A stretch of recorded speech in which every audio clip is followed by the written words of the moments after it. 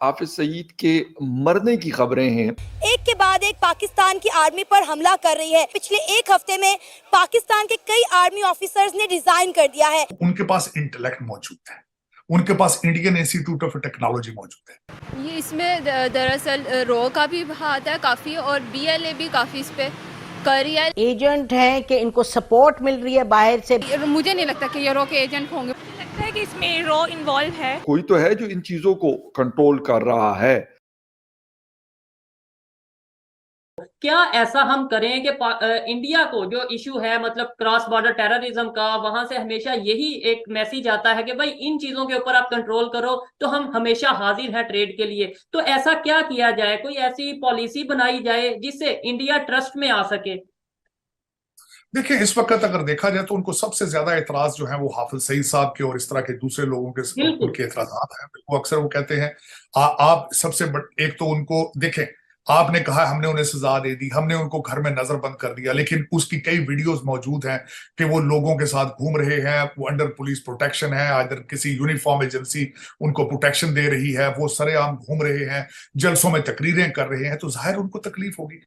तो मैं वही बता रहा था कि हम जो कहते हैं उस पर अमल नहीं करते। इंडिया की तरक्की जो है वो बिल्कुल उसको कोई किसी तरीके से भी रोका नहीं जा सकता कि उनके पास इंटेलेक्ट मौजूद है, उनके पास इंडियन इंस्टीट्यूट ऑफ टेक्नोलॉजी मौजूद है, उनके पास अजय बंगा मौजूद है, उनके पास कैमला हैरिस मौजूद है, उनके पास निक्की हेली मौजूद है, उनके पास विवेक रामा स्वामी मौजूद है, उनके पास यहाँ 5 कांग्रेसमैन मौजूद है।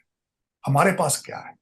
हमारे पास आज भी भुट्टो जिंदा है, हमारे पास आज भी देख लें आप हमारे जो हालात है, IMF के घुटनों पर पड़े हैं, नाक रगड़ रहे हैं आप, और उसके अंदर भी इंडिया का इन्फ्लुएंस है।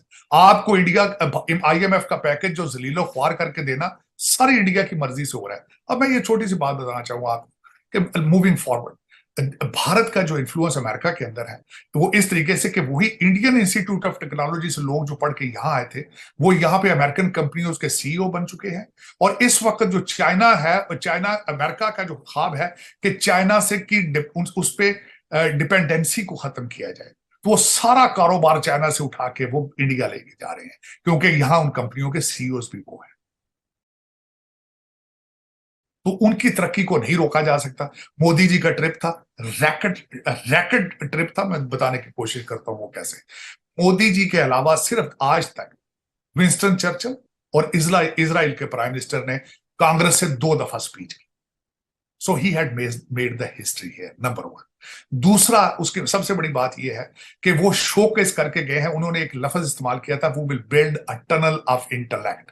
उन्होंने कहा आपके पास टेक्नोलॉजी है, हमारे पास यूथ है, हम उनको दोनों को इकट्ठा करेंगे। अब आप उसका जवाब दे लेंगे उसको। आप क्या कर रहे हैं? सर, आप पकौड़े तल रहे हैं। हमें भी यहाँ पे यही कहा जाता है, पाकिस्तान में यही मैसेज दिया जाता है कि पाकिस्तान में यूथ है, बड़ा टैलेंट है, 53% 56% नहीं, चौसम नहीं। आपका यूथ जो है 300 बंदा किश्ती में मर गया यूथ में जाकर ग्रीस के पास।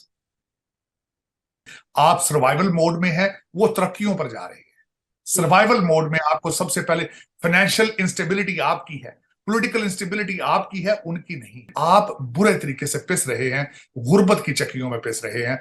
आपकी जरूरत है इस वक्त भारत के साथ अच्छे रिलेशनशिप और ट्रेड आपकी जरूरत है। उससे पहले यूएस में प्राइम मिनिस्टर मोदी, जो कि इंडिया के प्राइम मिनिस्टर हैं, उनका विजिट हुआ, वहां पे भी ज्वाइंट स्टेटमेंट दी गई क्रॉस बॉर्डर टेररिज्म को लेकर पाकिस्तान के हवाले से।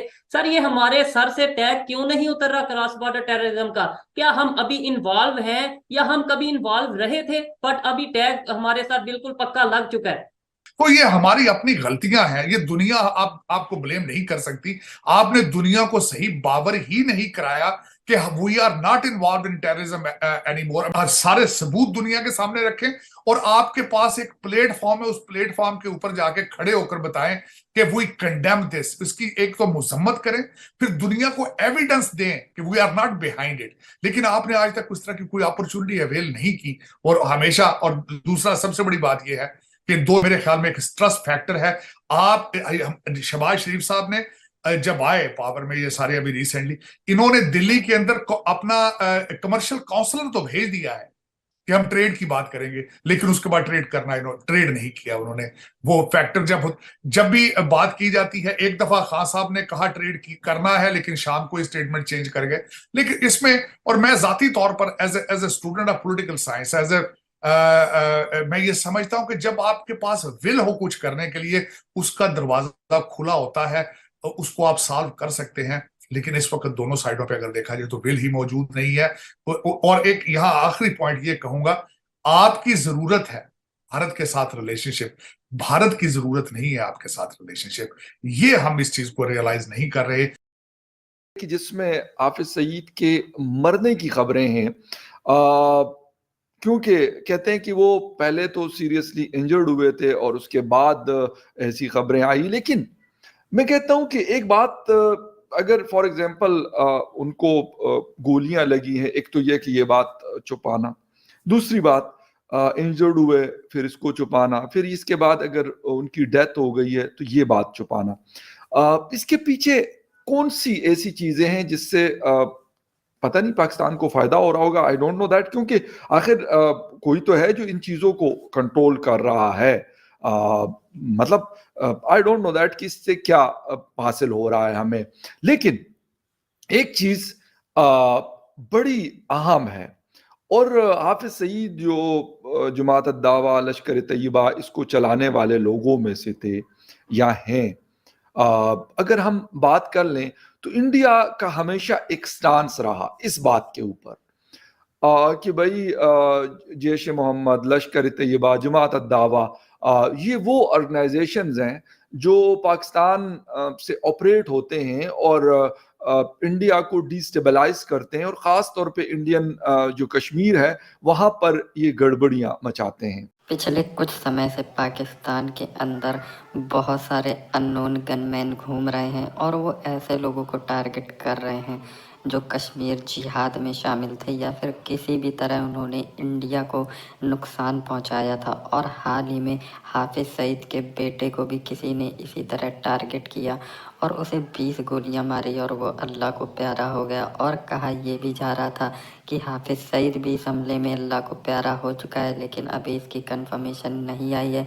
लेकिन इसकी पूरी प्रोबेबिलिटी है कि आने वाले समय में जितने भी आतंकियों ने भारत में नुकसान पहुंचाया था, भारत के इनोसेंट लोगों को मारा था, आतंकी गतिविधियों को अंजाम दिया था, वो सारे ऊपर जाने वाले हैं। और ये देखकर जो वो लोग हैं और उनके साथ साथ जो उनके चाहने वाले हैं वो डरे हुए हैं। और ये पाकिस्तानी मीडिया पर देखा भी जा सकता है। पिछले लंबे समय से अननोन गनमैन की कार्रवाई और इंडियन पॉलिटिकल लीडरशिप का फर्म रुख देखकर जो पाकिस्तान का थिंक टैंक है, पाकिस्तान के अफेयर्स में से रखते हैं, वो सब यही मान रहे हैं कि अब इन आतंकियों को बचाना बिल्कुल भी मुमकिन नहीं है। और सबसे बड़ी बात ये है कि पाकिस्तान के अंदर इन सारे आतंकियों की किलिंग हो रही है। इससे ये भी उजागर होता है कि पाकिस्तान के अंदर कितने सारे यूनाइटेड नेशन डेजिग्नेटेड टेररिस्ट शामिल हैं और वहाँ रहते हैं। इसी से पता चलता है कि पाकिस्तान एक टेररिस्ट कंट्री है और